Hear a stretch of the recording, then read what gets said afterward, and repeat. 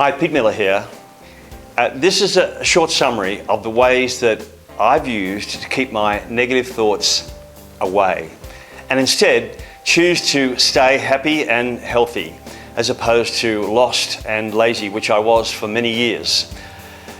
Basically, I realized when I was in my early 20s that I needed help. Otherwise, I was going to kill myself or kill somebody. I was in a pretty bad way. Most of my thoughts all day were negative. I can't do this, I'm no good at that, I've buggered that up. This was caused in mainly by a bad car accident where I was the driver and my passenger didn't survive. So you can imagine what the guilt was like. And strong emotions like guilt and jealousy can really do your head in. It can ruin your thought process and your heart as well. I just had no idea what to do after that. I was in the country, I was collecting the dole, the unemployment benefit, and just sitting around feeling miserable all day with the weight of the world on my shoulders. And then one day I had this thought, this reoccurring thought, that I was just so sick and tired of feeling like shit, just feeling lost. I'd go and then I'd come back to the same spot. You know, before the accident, well, my life was going okay. I'd had some wins, I'd had some losses. And I thought, oh, well, it's going in the right direction, you know. But all that changed after the smash. I was living by myself in the country, close to where the accident occurred. And then there's this thing about sort of reoccurring thoughts that I've had. And reoccurring thoughts, you can kind of ignore them, but they keep coming back. And those are the ones you shouldn't ignore. And this one was, if you want to cheer yourself up, go and buy a book and read it. And I just kept coming back after, well, it went on for a couple of weeks really. I just couldn't be bothered to drive into town and get the book. Anyway, I did finally. I used the excuse I was getting some food. I used the excuse of getting a pizza.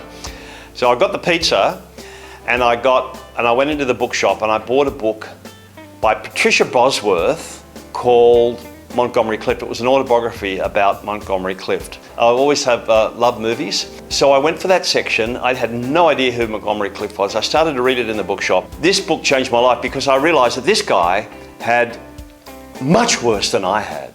Much worse. I was beating myself up really badly, but he had been to hell and back many times. I read the book twice and I started to feel stronger and I just stopped feeling sorry for myself. Consequently, I started to read biographies. I went back to the same bookshop and I read all the biographies that were there. And then once I'd finished that off, I saw next to the biographies was the self-help section. And I didn't know what self-help was. And so I said to the lady in the shop, I said, what's self-help? And she said, well, if I tell you, then it defeats the purpose. I thought, is she being a smartass or what? And basically he was saying, listen, it's about yourself. Go in, search, ask yourself what you want and search for what you want, because we're all our best coaches, right? Just be curious, ask why. And so I did, and I bought myself this book here. This was absolutely amazing. I find, the little books, it's only tiny. It's only a very, very small book. I've read it many times, but this was a real good read. And as you can see, I highlight everything. When I read it, I read with a highlighter and I completely destroy the book. And that one got me. And then I started to get more books, like the little ones, like all these little books here,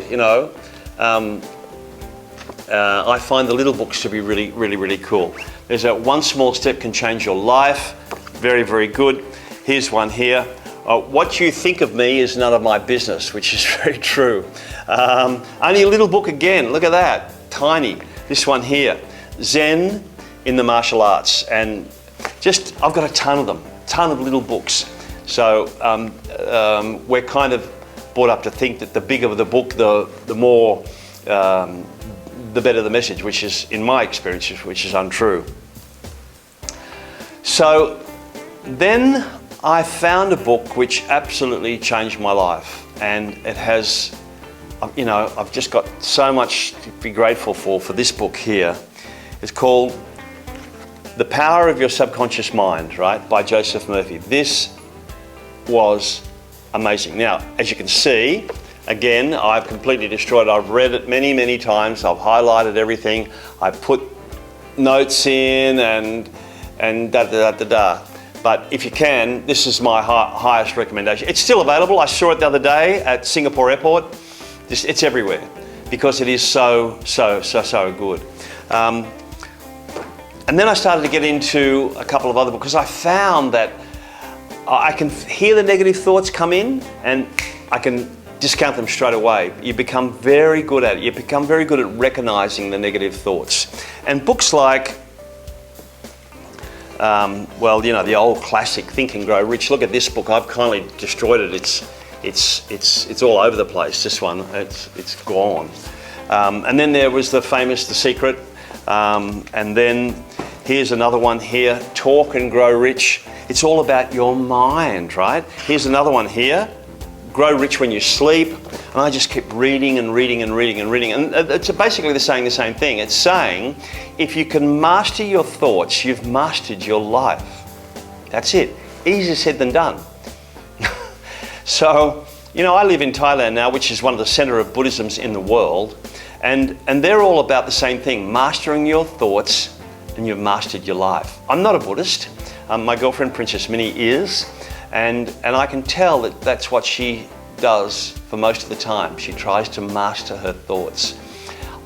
I've become pretty good at it because from that book there, The Power of the Subconscious Mind, I learned a mantra. And I've said this mantra tens of thousands of times, sometimes a couple of times a day. And it goes like this. The infinite intelligence, and Joseph Murphy speaks about the infinite, what an infinite intelligence is. The infinite intelligence of my subconscious mind reveals to me everything I need to know at all times, everywhere I go. Thank you. I had it written down, I had it written in my wallet, and that's really, really powerful. It gives you so much strength. It's like a shield that protects you. I'll say it again. The infinite intelligence. And infinite intelligence can be anything you want it to be. It can be God if you like, but for me, I have my own understanding of what infinite intelligence is. The infinite intelligence of my subconscious mind reveals to me everything I need to know at all times, everywhere I go. Thank you. Make up your own mantra and you'll keep those negative thoughts at bay. You will do it. It works. The other one I want to mention is the last book I want to mention, and I'll credit all these books in the description, but this was absolutely a breakthrough for me because when you say you master your thoughts, you've mastered your life, this one says master your feelings. Master your feelings. It's got a stupid title, Excuse Me, Your Life is Waiting, which is a dumb title. And I was at an airport in the middle of Asia somewhere, some local regional airport that had a tiny little bookshop, and I was kind of drawn to it. I thought, that's an interesting, that's a stupid title. And I went around and I looked at other books and I put it back and then picked it up. I picked it up 3 times. And then they called the plane. I thought, just buy it, you know. And as you can see, look at this inside. Oh my God, I've read this so many times. It's fantastic, and I get charged up every time I read it. And she's not with us anymore, Lynn Grabhorn, but yeah, it's not a well-known book, but if you understand that if you can master your feelings, you've mastered your life, then that's the next stage. So if you've got negative feelings, it's your job to get them out of your life. Really, you must turn your life around. You must turn those negative thoughts. You must firstly recognize it. There's a negative thought, and get it out as quick as you can.